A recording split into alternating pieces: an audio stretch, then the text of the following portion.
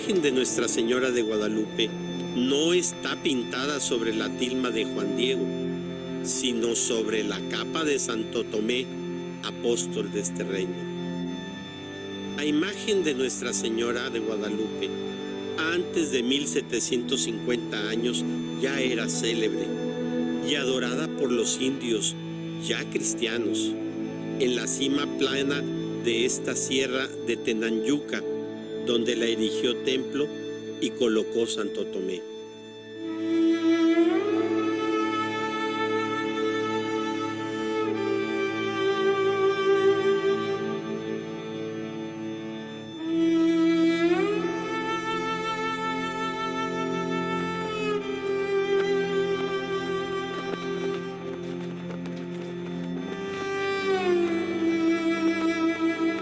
Así es que Nuevo León, lo que era el nuevo reino de León, no será ajeno al proceso insurgente.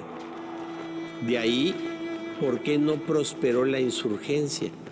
Una de las razones principales será un personaje interesante de este pasaje, Joaquín de Arredondo, quien con mano firme y férrea controlará cualquier movimiento insurgente que se desprenda, cualquier brote de posible insurgencia lo estará controlando a base de la fuerza militar.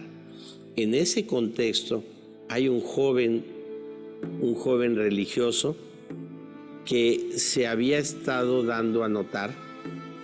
Finales del siglo XVIII, emite un gran discurso en homenaje a Hernán Cortés, un gran discurso elocuente que rescata ese mestizaje que nos trae Hernán Cortés y el nacimiento de los hijos de españoles con prehispánicos en el centro de nuestro actual país. Ese joven religioso será invitado a dar un discurso en homenaje a la Virgen de Guadalupe un 12 de diciembre, discurso que le va a costar el destierro permanente de su nación, discurso disruptivo en el cual no reniega de la Virgen, simplemente ofrece una perspectiva diferente a la que se conocía.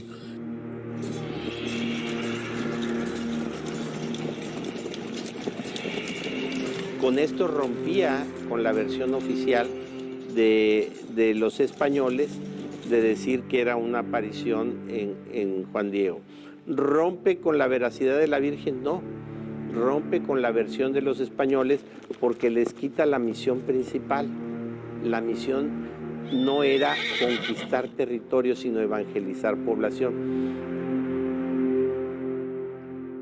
Ya no tienen que estar, puesto que aquí no hay nada que evangelizar que no haya sido evangelizado antes.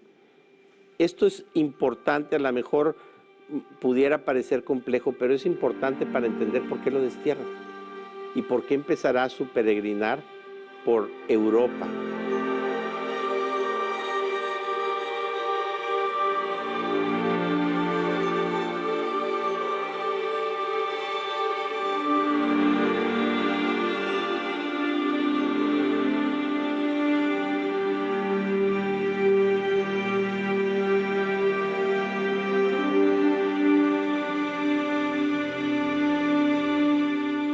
Su primer mensaje público que lo vuelve famoso es un elogio a Hernán Cortés, el conquistador, y su último gran discurso en donde defiende el republicanismo y la democracia es la visión de un demócrata, de un personaje defensor de la monarquía absoluta, de la conquista, a un republicano demócrata federalista. Hay un viraje de 180 grados. Ese viraje se va a dar en la vida de Fray Servando Teresa de Mier, en su estancia en Europa, en su regreso y permanencia en Estados Unidos, en sus encarcelamientos. Fray Servando escapa y se va a refugiar en Londres.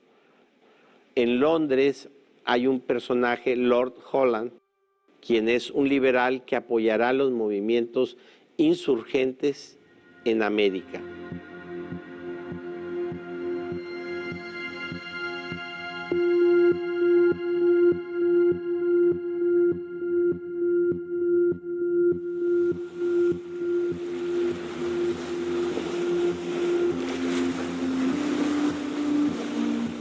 De casa de Lord Holland, en abril de 1816, parten Javier Mina y Fray Servando Teresa de Mier hacia la Nueva España para apoyar a José María Morelos y Pavón en su lucha insurgente.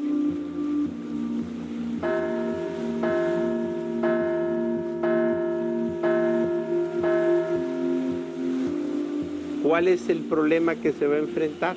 En ese momento, estamos hablando 1822, resulta que la Nueva España se había independizado o se había liberado de España, pero quedaba un reducto ahí en Veracruz, San Juan de Ulúa, donde todavía era controlado por los españoles.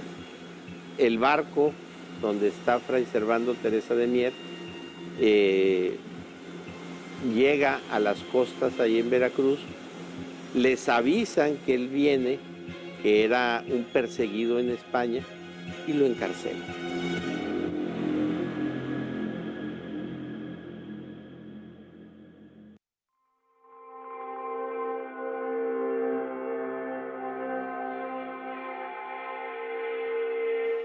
Él va a permanecer en prisión hasta que las gestiones de Agustín de Iturbide, el emperador, logran que lo excarcelen.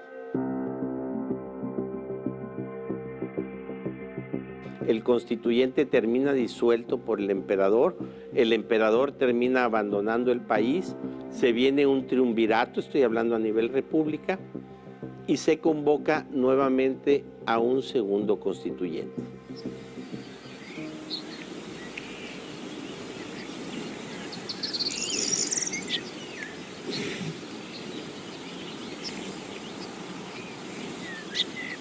Este es un personaje histórico, yo creo que es el personaje más importante de la historia de Nuevo León.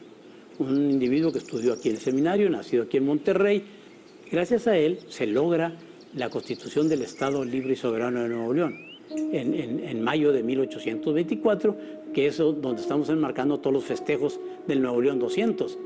Y se logra porque Fray Servando quería hacer el Estado Interno de Oriente, es decir, que estuviera formado por Coahuila, por Nuevo León, por Tamaulipas y por Texas. El siglo XIX para Nuevo León y para México fue una época de muchas convulsiones. Es el naciente país, ¿verdad?, donde empieza a ver primero qué tipo de gobierno vamos a tener.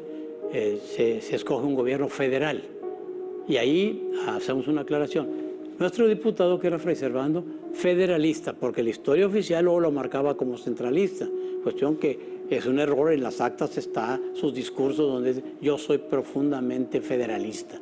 Lo que él decía, que no podía ser una federación tipo el Estados Unidos, porque iba a empezar, dice, todo va a dar en chismes y en políticas y en mentiras y demás, y se va a disgregar el territorio, como pasó. Todo Centroamérica era de México. Yucatán se andaba independizando, Chiapas también se quería ir, y toda una serie de situaciones que van a pasar en este siglo XIX, mucho permeado por la cuestión política, primero entre federalistas y centralistas.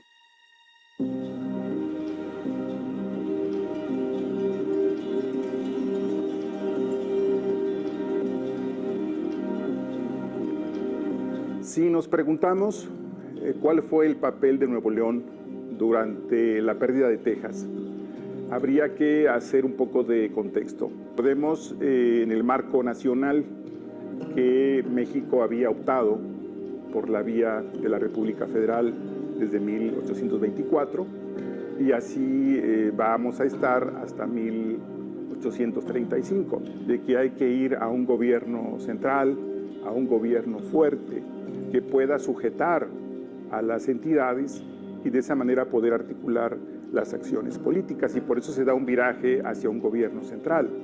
Entonces, Texas declara su independencia, o sea, se inconforma con el tipo de gobierno central hacia 1835 y pues planea que va a ser una entidad autónoma. Y el riesgo es que pues, el ejemplo pueda ser seguido por otras entidades, ¿no?